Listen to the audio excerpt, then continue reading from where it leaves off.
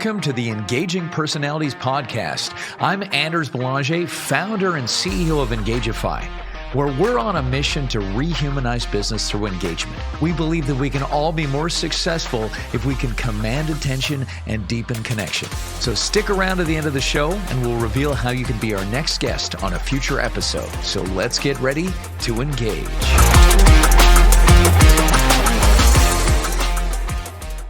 Our guest this episode is definitely an engaging personality. For over 20 years, he's been engaging and delighting attendees as a host and moderator for hundreds of corporate and association meetings of all sizes around the globe for Fortune 500 companies.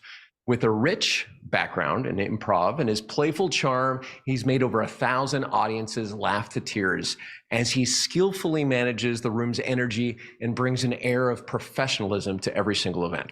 He's also co-founder of the Agility Group, a communications training company catering to teams and leaders. Not to mention, he's also a good friend of mine. Please welcome to the program from Winnetka, Illinois, Richard Laible. All right. Well, that was quite the professional intro. Yes, you're going to be taken very seriously. All right. I know. Wow, that was such a hack joke right up front. Awful. I feel bad.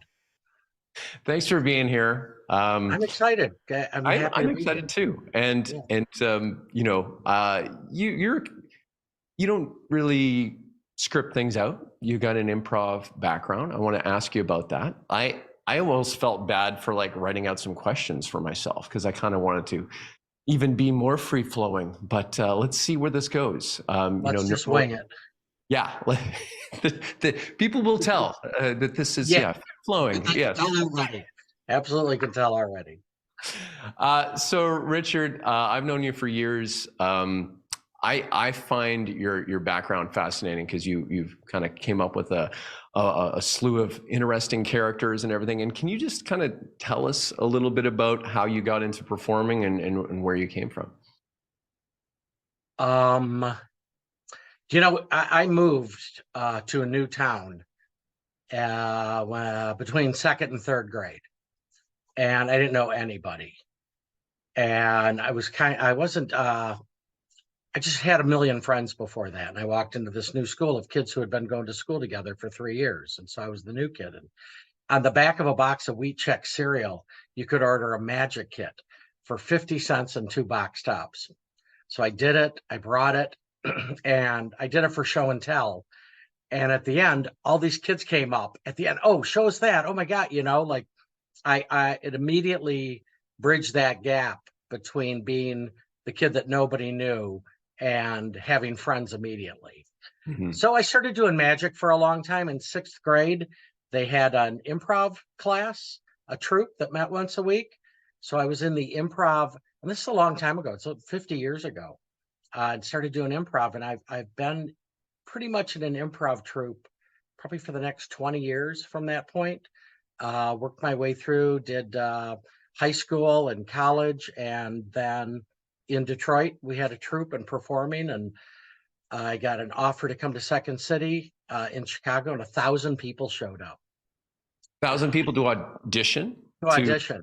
Didn't know that. And so then they broke it down to, it was like a week long. You only had 15 minutes with 15 other people. It was like a machine. And then you got a call at the weekend. Yeah, you got called back, and 350 people got called back. And that took 3 days, then 150. And then they got it down to 15 people. And it was a full day of doing scripts, improvising. And they hired 2 of us, myself and Nia Vardalos, who wrote and starred in My Big Fat Greek Wedding. So I spent about 9 years there and had just gotten married, and we were making $800 a week doing I'm trying to think, like $400 a week doing 8 shows. So we started this thing called Second City Communications, and we would take our improv out to Abbott and Motorola and all these big companies, and I was making 4 times what I was making a week at night. So we were charging a lot during the day to do these corporate events, and that just kind of turned into a business. TV Guide wanted me, Hewlett Packard, so I started hosting their meetings, doing their trade shows, and just built a business starting in about 99. So it's about 24 years now. Wow. I wish that was a shorter story at this point. So Well, no, I think it's important that our listeners, understand your background, because then it yeah, kind of, ever since I met you at like RSA conference, I don't know how many years ago, 10 plus years ago, that was in probably. the 40s. And you're a fun guy to be around. And I think you're funny, but also you have this kind of curiosity about where things will go. That's It's interesting. definitely from improv and important about improv. And it's exciting to watch because you don't know what's going to happen, right? You want to be around that kind of energy. And I think, our listeners who are either in, maybe customer facing things, whether it's sales, marketing, or maybe they're putting on an event, people want to be around that kind of electric energy. So can you tell us a little bit about your, philosophy of just kind of going with it, or when we're in the city, let the city open up to us, as you say? That's right. That's what we Yeah, say. yeah, Yeah. yeah. You and I go out on town. It's like, should we make reservations? Where should we go? I go, I don't know. Let's just walk out the front door and see what happens. And it's always better than if you make a plan. Or not always, but more often you're going to run into something you would have never, there's no way you could have planned it. Mm-hmm. So we have lots of those stories. Anyway, I think definitely when I'm doing a corporate event, I like to pre-plan and understand the client and the mood, but I've been doing it for so long. I think once I walk out there, let's say it's a national sales meeting, I can pretty much gauge who my audience is, how I'm going to tweak what I do based on either their response. And it takes a while for them to get to know you. Who's this guy? What's going on? So you kind of start off slow and a couple self-effacing jokes. And if you make fun of yourself a little bit, then you can have fun with people in the audience and kind of goof. I never want to hurt anybody's feelings. I don't say I make fun of them. I have fun with them. And you always have to punch up. You can never punch down. You always have to go to somebody either. Can you explain that a little bit for people who are not familiar with that term? It's an old comedy term. When you're up on stage, you can't. I don't know, if somebody's wealthy, let's say, they can't make fun of the poor. Or Status wise, yeah. Yeah, status wise. If you're in the senior vice president, you can't make fun of workers or below. You can make fun of the CEO or the board of directors, but you always have to punch up or sideways at least. So that's what we try to do. I try to have fun with people, and so I'm one of the few people who can kind of, if it's the right CEO or the right senior vice president, I like to kind of goof on them and talk about their foibles sometimes on stage, or just goof around if it's the right person. I forget who's the CEO of Cisco. He's not up for it. Put it that way.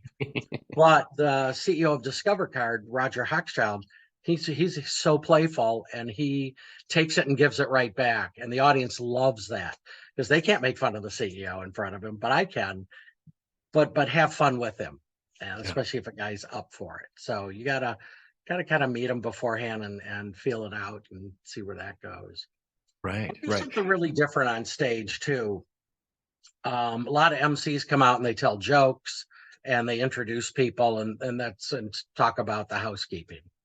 I love to come out and do engaging things with the audience, get everybody up on their feet doing something, or let's meet each other, or some rapid bonding, or maybe one of my old magic tricks. I don't do too many, but I do things with the audience.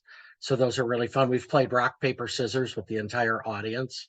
And those are fun, and it gets people involved.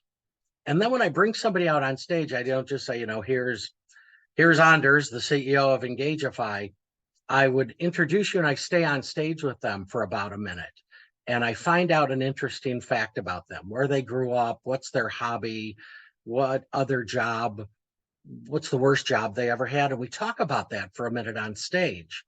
And so what it does is takes them from being, here's the CEO, to, oh, here's this guy.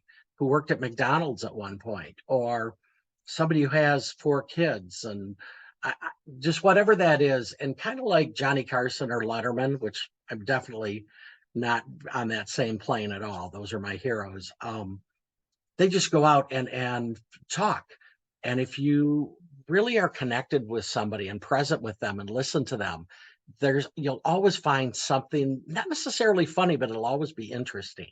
Mm. And the audience loves that. Funny's great, but interesting to me is even better. Well, and I think what you were talking about is finding those commonalities or the humanizing elements, of that person you're introducing. Everyone has their own, first job or whatever that piece that you asked for. They can then connect to that person, and you just kind of see them. They give them more texture, more depth to that person, as opposed to just the title that a lot of people would introduce them with. I have everybody that I introduce fill out this, just a little half a sheet, just your name and how to pronounce your name. Yeah, because there's some really tough ones, and I want to say it the way they say it. And then I usually before backstage say, "No, say your name for me, how you say it," and I write it out phonetically so that I get it correct. And especially as diverse as the world's becoming, it's not all John Smiths anymore. I just introduced Lakshman Krishnamurti. Well, that looks a little bit different when you say it than what it looked like on a piece of paper. So I do that. And then I ask, what's your hometown? Where'd you go to college? Or where'd you go to school? What's your hobby? What's the worst job you ever had? And I'll tell you, that's where I get that's that commonality you're talking about. We've all had a worse job. So what's yours? Yeah. I'm asking you. Oh, what was my worst job? You know what? I still kind of, it wasn't fun at the time, but I'm glad I did it. But I did roguing in fields, for farmers. And roguing is where you walk through a field and you pull out basically weeds, or anything that's not. Like if you're in a field of wheat, you're like getting down low and you're looking for different, heads that look different from everything, and then you pull them out. Pull everything that's not wheat. Yeah. So when in doubt, pull it out. And so it was just like a lot of like walking in a field and, in the beating sun and that sort of thing. But that's great. Yeah. So now, Richard, let's dig into the kind of the, improv, I guess maybe the tools that improv can teach people, and maybe some of the things that you get into with the agility group too, that when you train, what is it about improv? I mean, it's intimidating as heck to people who haven't done it, right? Like, it's just like, oh, but what are those? Well, you say that, but we're improvising right now. Right. Every conversation you have with anyone, you're improvising. No one's got a script. Yeah. People go, I could never improvise. I go, we just had a conversation for a minute. You improvised through the whole thing. Now, there's tweaks that you can do to make that better. Being present, truly present in the moment, connected to that person, listening to their words, deep listening. And those are the two biggies to me. So if you're on stage, when we improvised at Second City, if you were truly present with your partner and then listening to their words, not in your own head thinking what's going to be funny, but you want to take what they say and add to it and move that scene forward. So if you can make your partner look good and they're making you look good, you got a great scene. So is that I can't even do my own words here. Mainly the problem is that people are so in their heads and they're concerned. They're not being present. They're not listening. Just like in a conversation, you have to listen, but you're not on stage. So you're not concerned about how you look and how everything is. Is that part of why?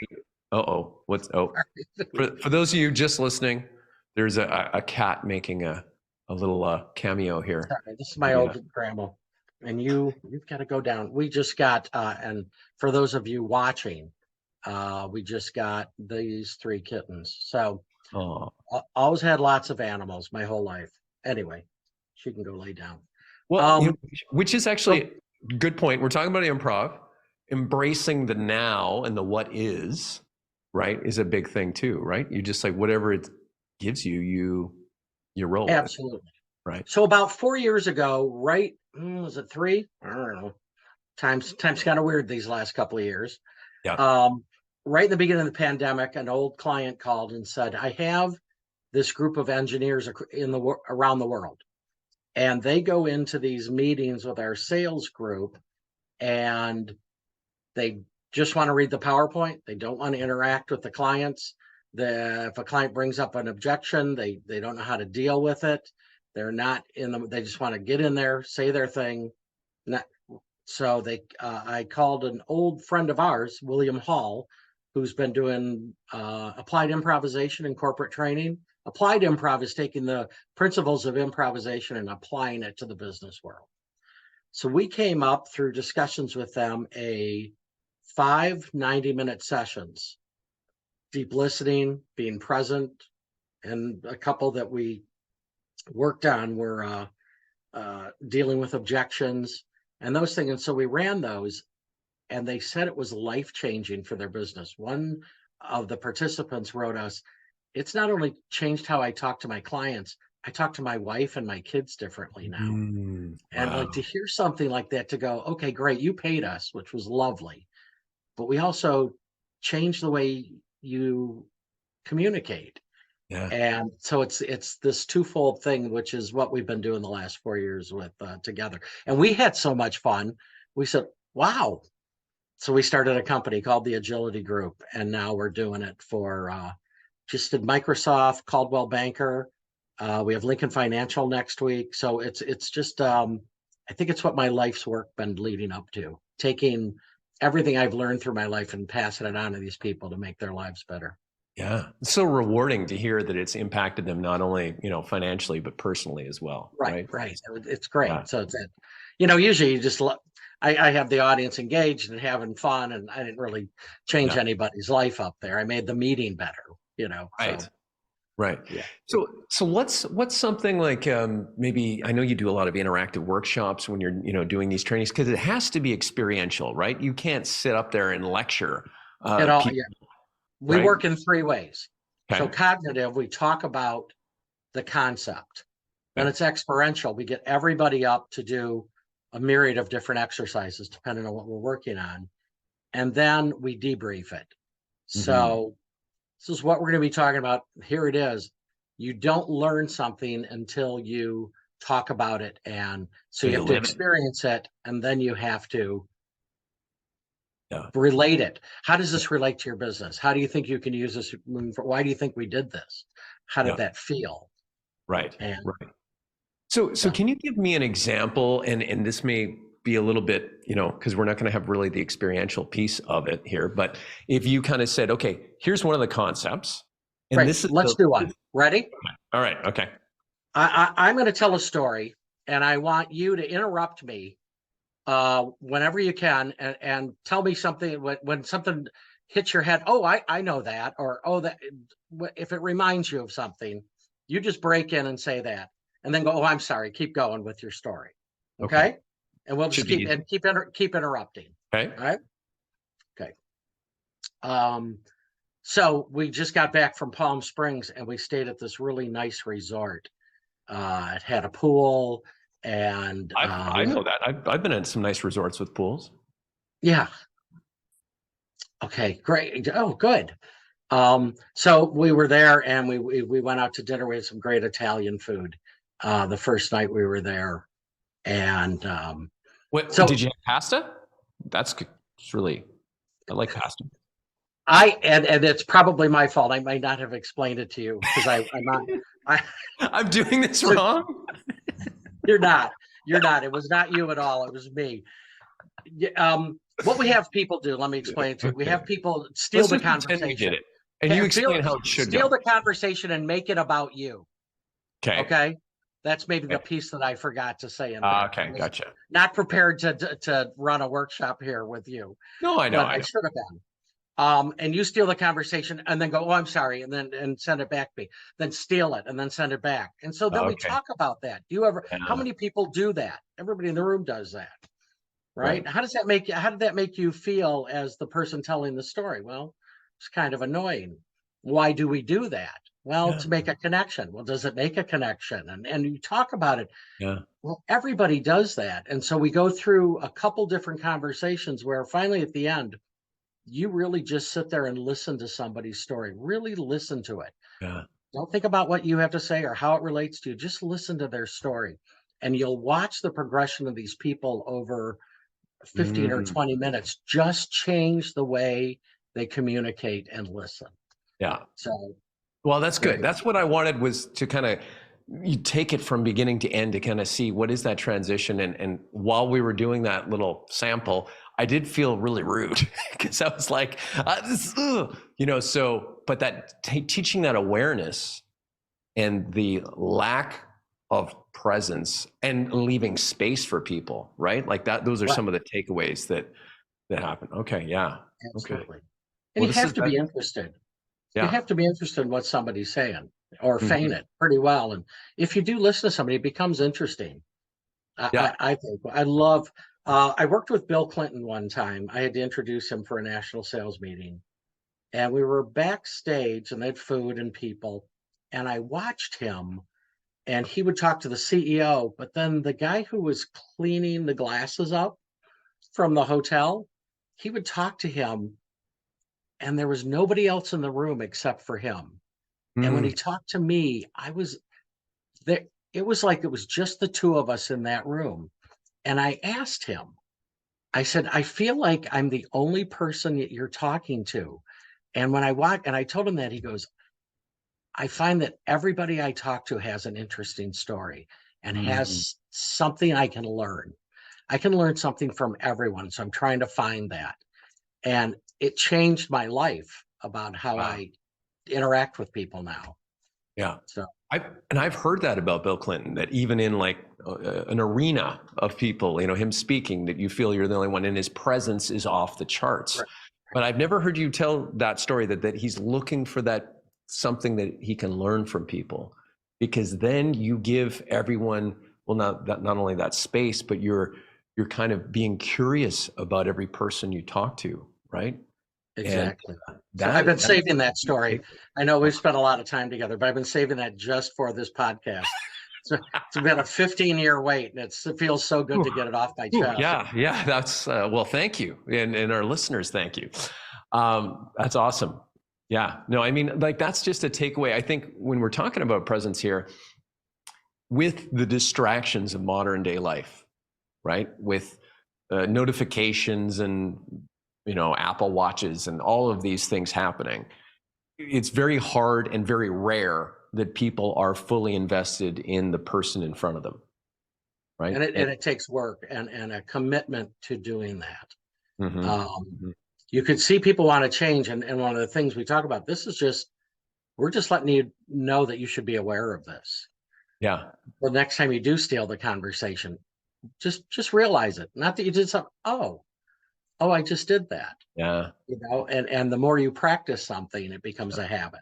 It So it has to start with awareness, right? That's got to be the first point of where the behavior change has to, start making that my shift. kids in high school said like twice a sentence, Yeah, and we, we paid a lot for their education. And I said it makes you sound uneducated.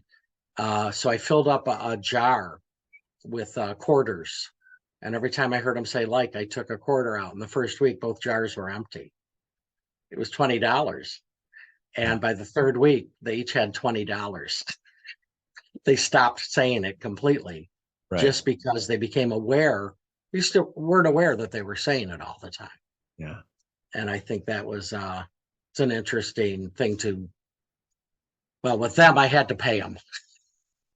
I don't think I Well, could have gotten them to change much other way. So incentivize the behavior change, and I think that's something else that we can talk about too. Is that awareness comes part and parcel with what you're giving off, and executive presence being something that people work on and people want to get better at, but sometimes they don't know what they're putting out, right? They right. don't know what kind of vibe they're or how they're being perceived, I should say. And when you notice someone that you're talking to is really listening to you, those people around you, who do you like to talk to? Who don't you? There's those people that really are deeply involved with you, and you like those people. So I always go, oh, I want to be that person. I want to be that one that people want to talk to, that, that you're at a party or a cocktail party or over at somebody's house. So you have to listen, and then people will listen to you. It's really interesting how that dynamic plays back and forth. Most people listen so that they're just waiting for that pause so they can say something. Yeah. It reminds me of, if you want to be respected, you need to respect them first, right? You if you can go first by giving them, your full presence, your full awareness, they will do the same for you. So if you want to have people pay attention to you, you need to be fully present and paying attention to them. And you're going to be talking to my partner coming up, William. Yeah. And he'll be able to dig down to that. So I've been improvising a long time, but only been doing this applied improv for a few years. William's been doing it for well over 20. So I'm learning from him, which is fun. It's a new phase of my life. Yeah. I find it interesting, Richard, because you've been doing improv so long. It's in your bones. You're so intuitive about doing it, right? And sometimes, but when we are so good at something, we sometimes don't exactly know. We can't deconstruct it because we've just been doing it so long, right? And that's where William, he's kind of, just from my conversations with him, he's actually kind of broken it down a little bit too, and he's like the professor, right? He's the he's one of the greats at it. I mean, he's very well respected in this field. And I feel like it's an honor that we chose to be partners together. And so it's just been lovely. It's been a kind of a new, I still do what I do. I still love to host meetings. It's my fun. I can walk out there. I'm well, after 25 years of doing it, I've gotten pretty good. Yeah. I got my 10,000 hours in. Yeah. But to watch him work, and I bring a certain gravitas to our things and silliness and fun. And William brings that heady professorial, but he's equally as funny and fun. So we're definitely, it's a Venn diagram, of this and that. We have some crossover. So it really works well with each other. Well, you're just talking about hosting the meetings. Let's talk about that a little bit, because I think we've shared this in the past, as far as, sometimes we talk to a client and they have a chance to bring in a professional MC, for an event, and they kind of don't really sometimes see the need. And there's a big education component about why you need an MC, because a good MC, keeps I'll ask you what a good MC does, but they're not the headliner or speaker. So in the minds of the client, it's not high on their priority list, but we know different. So Richard, tell me what does a good MC do, and why do people need to hire a good MC? Well, just before that, the teaching part is difficult until they see it. So I had to come up with a really good demo tape. Oh, you can talk to them till they're blue in the face until they see it. And I get most of my work from referrals or somebody having seen me, because when they see what I do, it's the best way to sell it. A good MC keeps the audience engaged and listening. I've had speakers go up, economists who are so horribly boring, but filled with great information. So here's an hour of this wonderful information, but it's told in dry, just dry. Well, that next speaker who's about to come up, and I have 2 minutes in between those, I've got to wake that audience back up and give that second speaker a fresh audience, even though they're still sitting there. So I come out, I do something big, I do something out in the audience, or ask a trivia question, do a joke. Here. This is my most talked about thing I've ever done. So I usually try to dress up one level above the audience. So if it's down in Florida, everybody's wearing shorts at a meeting, I have on a pair of khakis and a shirt. If they're khakis and a shirt, I have a sport coat. If they're in sport coats, I have a suit. So we try to dress up. But this is something I do, one of those things. Gentlemen, if you're wearing a tie, ladies, if you have a scarf on, and here's something you can do if you're really bored. It's just a 1-minute thing to get the audience back. I said, so maybe you're waiting for a dentist's office, or you're in traffic. If you've got a scarf or a tie on, you can roll the big end up like this, and then you can roll the small end up as well. People start to titter a little bit. And then you can race them down to the bottom to see who's going to win. And it gets a laugh. You go, so who do you think's going to win, big or little? And the audience yells, big, little. And I go, oh, it's a tie. And it just gets a laugh. It gets some boos. And I go, I heard a couple of boos out there, but come Monday, you're going to go, hey, Bob, come here, look at this. It's a tie. So I don't know why I get that brought up to me. Are you going to do the tie joke? Are you? And the people listening who couldn't see that, that's what I was just going to interject. Oh, sorry. Is he rolls up the skinny end, rolls up the fat end, and then lets them go. They unroll. And then it's a tie. Yeah. So it's a good. That's a good. Corny. It's corny. It's visual. It's silly, but it's quick. It's quick, but the audience laughs and everybody's up. And now I've kind of invigorated them in a moment. I go, great, and make fun of them a little bit. Oh, you're sure you're going to do this at work Monday? Hey, speaking of work, let's bring out blah blah blah. Right. We have a quick conversation that I talked about earlier. So what are we talking about? And he says it. And I go, let's have a nice hand for Bob, and he's on with this thing with a fresh crowd. So that's one thing we do. I think, when you come out like that, I can just see it, at a conference, whether it's customers come to a conference or it's an internal, sales meeting or whatever, just every time you come out, because you've given them, you're spiking their dopamine, right? Every time they come out, they're like, ooh, what's he going to do this time? Well, right? That's that guy. We need to pay attention. Right. And it's kind of, you've trained them, to do that. And you are like a human pattern interrupt, right? That last speaker is at a certain level. You come out and do something completely different. And because of that change, that shift, I study engagement and everything. And what grabs our attention are those changes, right? If something smells the same all the time, you stop smelling it. Right. It's the new things, new smells that are the new sounds, the new noises, the new movement. Right. So, absolutely. Yeah. And they let me run panels. So if I'm running, there's a bunch of speakers and I go, or interviews. Maybe it is a bad speaker like that guy. Let's put 2 chairs out there and let me interview him. So much more interesting for the audience to watch a conversation than it is to listen to a speech. Right. And so, well, how are we going to do that? I said, well, let me know what you're talking about. Why don't we come up some questions that can get you from A to B to C to D to take you through your talk? And then occasionally, if I find something humorous, I realize this show is not about me. It's about getting those messages across. So that I have to keep in mind. I think a lot of MCs are comedians, and it's like, hey, dig me, I'm funny, this and that. And now here's Bob. And mine is, hey, wake up, everybody. We got a lot of information to share with you. So if I can share that information with the attendees in a more palatable way, then I think, once you get an audience laughing, they're engaged. And that's really what makes a successful meeting, is to have engaged attendees.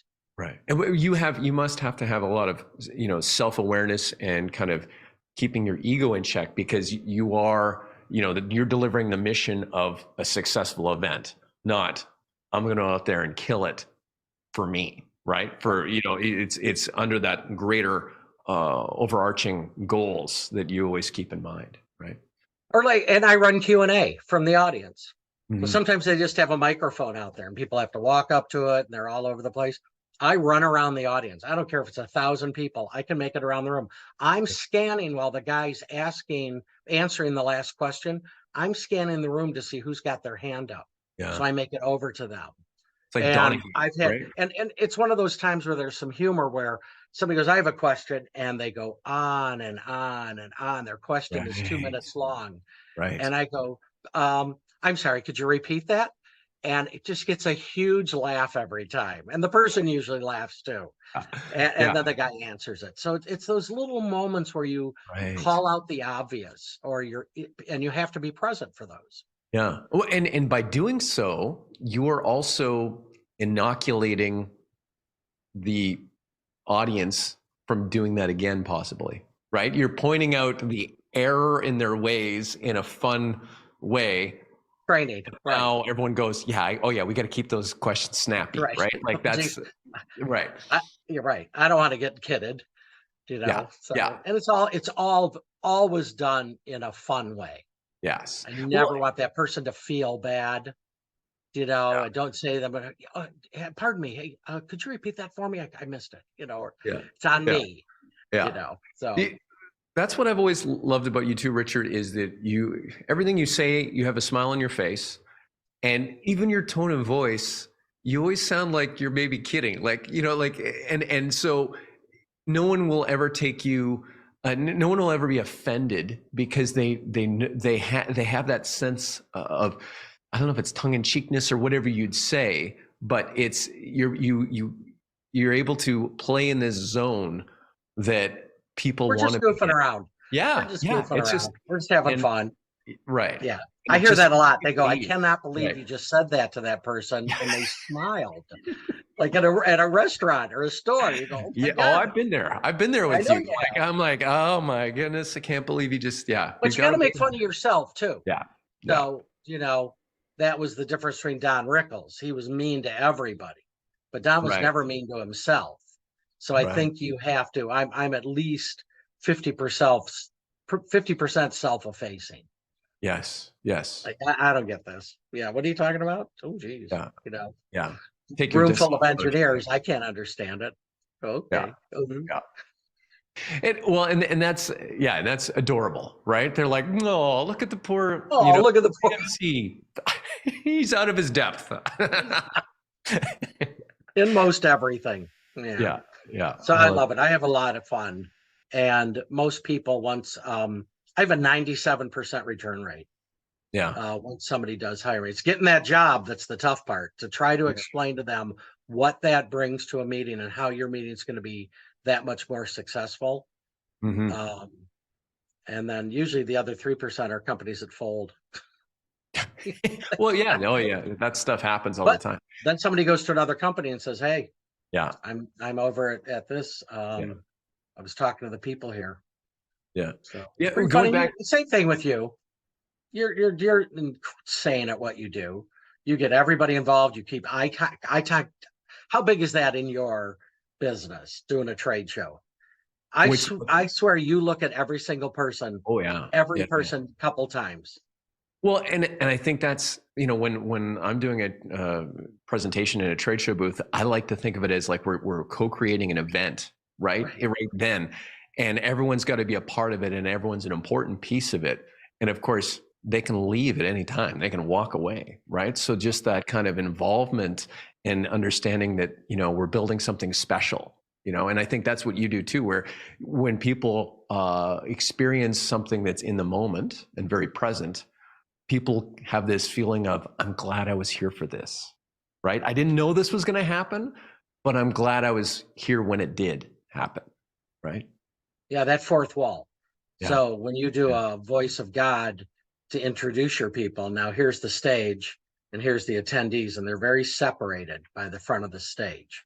But I walk off that stage. Yeah. I talk to those people. Yeah. Everybody, at a meeting without an MC, they're just talking to themselves up there, and you just sit here and listen. Right. But I want this all. We're all part of this Yeah. meeting to make this successful. We need all of it. When you said talking to yourself up there, it reminds me too of, especially like sales meetings. You get the, maybe it's the CRO, the VP of sales or something, like, I'll MC it.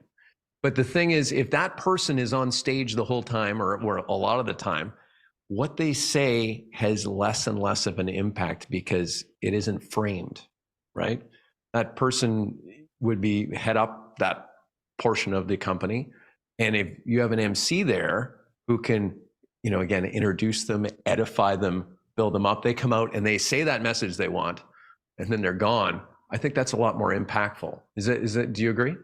Yeah, absolutely. I had a guy that did host it, and somebody wanted to bring me in, the head of communications. And I got on the call with him. He goes, "Well, I always MC it, and I'm pretty good at it." I go, "Well, maybe one year, how about we just co-host together? How about, I'll take some of the heavy lifting off you. You can, still be present. We can do some stuff together." At the end of the meeting, he goes, "You're doing this alone next year." I said, "Okay, why? What made you change your mind?" He goes, I have to get ready for this meeting for 2 weeks.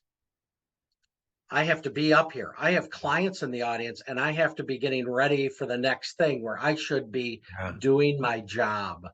Yeah. Like, he goes, "Hosting this meeting is not my job." So it really takes me out of being the chief marketing officer for 2 weeks, preparing for the show during the show, where I should be out with the people in the hallways talking, having coffee. Mhm. But I hadn't thought of that before. That's a really good point you just brought up. Thanks for that. Yeah, you're welcome. And I think what you just said too, it's like, like real estate, there's a highest and best use for a piece of real estate or a building or something like that, right? Where, the highest and best use, you're a specialist.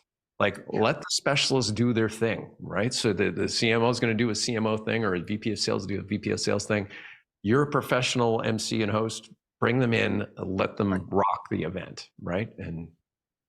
But and I know we had that similar thing where we have this chunk of us that's a consultant.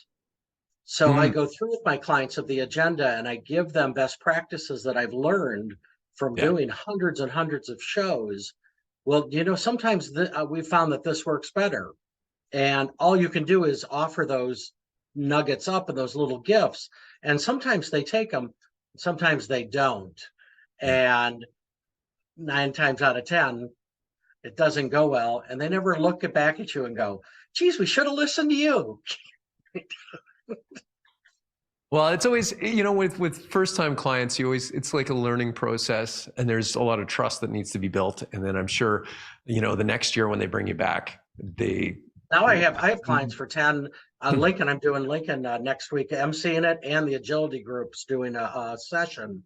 It's my 20th year. Wow. They bring me in the beginning to help them with the agenda and craft the meeting from the beginning. Yeah. So it's real fun. You're almost a part of the company at that point, right? They kind of like, if they had an event without you, it would be like a riot, right? Like, where is he? There's a board. The guy says, "As long as I'm involved with Lincoln, you'll be hosting this meeting." Mm-hmm. I was like, "Oh, it's my annuity." They're a financial company. I've used that joke. It's much funnier on their stage than it is on this podcast. Right. Yeah. Well, knowing your audience, this is what you're talking about, and being. And it's interesting to have to be a little bit of a Renaissance man in the smallest sense, where I do Absolute Vodka, Fisher Price Toys, Lincoln Financial, different associations, IBM Association, as well as the Nurses Association. So I learned so much. It's so interesting to me to learn about all these different things. There's a popcorn makers association. I think it's like 60 years old. People that make popcorn. Well, I make popcorn. Could I be a part of that association? There's a trade show that you go to for trade shows. That's true. Yeah. There's an association of association management. It's just, it's so interesting to me, and learning a little bit about everything. It's really fun. Yeah. So. No, but there's so many different associations, so many different audiences, and yet you then get to experience kind of this uniting, force of our commonalities and how, this works with everybody, right? There's going to be some differences that you tweak to be relevant, and yet we're all human and we're all going to, have similar experiences. And I just think that's probably rewarding too, to see that kind of, and the vast majority of companies and associations I work for have just lovely corporate cultures. Yeah. But boy, when you come up with a tough one where everybody's out for themselves and there's backstabbing, and I don't find that very often, but when you see it, you go, "Ooh, yeah, I don't work here." You can spot culture quickly, just from your frame of reference that you've had before the show. The way the phone calls, it's really interesting. And if you can even tweak that a little bit with some humor, it's fun. Like, but Yeah. a lot of Yes. that. I don't know what this Arms- kid's doing here. What's this kid arms doing? crossed, judgy McJudge look, right? Yeah, exactly. Hey, Richard, before we wrap things up, Yeah. I'm just pulling from our conversation here because we went in all different directions, but the whole presence and listening, I think that's huge for people as a takeaway from this episode. Is when you're, can you put a little finer point on that for like what's the challenge that someone could do the next conversation they have or something like that just to remind them to be fully present? So about presence, I would go read a little bit about Buddha's life. I love him. I think a great guy. He's never said that he was a deity. He's just a man. But his whole take is the past is gone. Like 2 seconds ago is gone. We don't know what's coming up. All you have is now. Mm-hmm. So I walk through the woods almost every single morning. This morning I saw 2 owls fly overhead. I stood and talked to 3 deer that were maybe 20 feet away from me. It's my morning today. It was insane. Mm-hmm. But I wasn't thinking of anything else. I was so present in that moment with them and just in awe of nature and that time. And if you can think about where I am right now, so that presence helps you with the listening. To be present with that person, you only have this moment right now. Oh, now it's gone. Oh, now it's gone. That quick. Yeah. Here's one little thing. We're going to have a conversation. I want you to take the last letter of the sentence I say, and you have to start your next sentence with a word that starts with that last letter. Okay. Okay. So an example would be, oh, I went to the zoo. You say, oh no, I thought it was closed. D, darn it. Okay, so let's try that. You and I really quickly. Right. You start, say anything. Richard, it was so nice having you on the show. Wow, it's been a long time coming. Going to have you on again another time in the future. Every time we get together makes me happy. You're great. So that's a game you can play with someone without telling them you're playing it. And it's a practice listening skill that you can work on, because if you're you have to listen to them to figure out what their last letter is. And you can take a pause and start that. Now they're not going to do your last letter. No. But it's you have to start every sentence with them with the last letter they said. Oh, that's awesome. I love that, because you're playing a game that no one else has to be involved in. But they have to be involved, but they don't have to know. But it helps you practice your listening. Yeah. And you're just like happy every time you're doing it. You're like, yeah, like you're pumping your fist, and they're like, why is this guy so pumped about what I'm saying? You're at a cocktail party at a friend's house, like you get cornered by that person that has a story that goes on and on or whatever. You just don't want to talk to them. Oh, play that game. Yeah. That makes that whole conversation so much more fun. Oh man, that's great. Thank you for sharing that. That's awesome. Hey, thanks for having me. Yeah. Before you go, how can people reach out to you? How can they connect with you? You can go to Engagify.ai. Is that what it is? Is it? You're probably on there somewhere, because we do. I am on there. We use your services from time to time. I know you do. Richard, see, there's my name right there on the front of the screen, but richardlaible.com is pretty much the easiest way to find me, or the agilitygroup.net. Okay. But it's Laible, L-A-I-B as in boy, L-E. I was going to take my wife's last name, which was Stack, only because it was easier to spell. Right. Richard Stack? Sounds like Robert Stack. Yeah. I know. Yeah. I thought that would have been. Anyway, my parents had a fit over that, and so did hers. Take the woman's name. That was many years ago. So I think now she'd probably just keep her last name. Yeah. So anyway, yep, richardlaible.com, pretty easy. Or they can get in touch with you. and then you'll get your little piece. All right. Hey, Richard, thank you so much for coming on. We will do it again sometime because this is fun. So, well, you have William on, and then have William and I together. That's a good idea. Yeah, that'd be a fun one. Okay. All right. Cool. Thanks everybody for listening, watching, and being here. All right. Thanks, Rich. Oh wait, hang on, wait. Well. Bye. Again, one more thing where I have to illustrate for the listeners. He's got a tiny hand on his finger.